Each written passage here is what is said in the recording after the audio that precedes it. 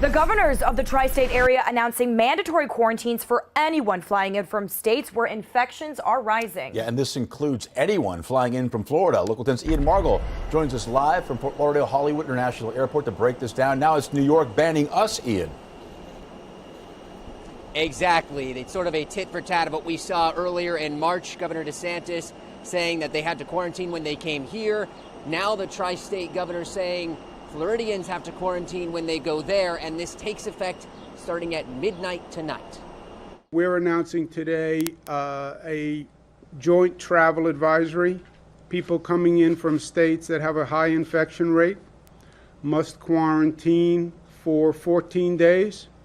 A new announcement from the Northeast as the governors from New York, New Jersey, and Connecticut decided anyone traveling to their states from Florida will have to keep to themselves for at least 2 weeks. We have a calibration for the infection rate, and any state that goes over that infection rate, that state will be subject to the quarantine.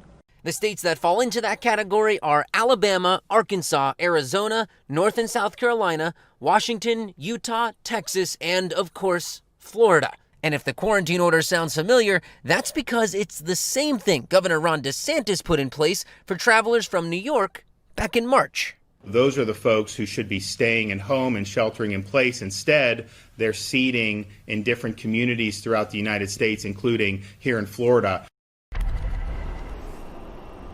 And again, that takes place starting at midnight tonight. Those tri-state governors saying they recognize they were the ones that had the problem early on in this pandemic. Now they are seeing it down here. They said it took a lot of work to get their cases to a low enough level, and to get them where they are today, they don't want to see those cases go back up. So again, people here from Florida and several other states, if they go to New York, New Jersey, or Connecticut, will have to quarantine for 14 days. Live at Fort Lauderdale Hollywood International Airport, I'm Ian Margol, Local 10 News.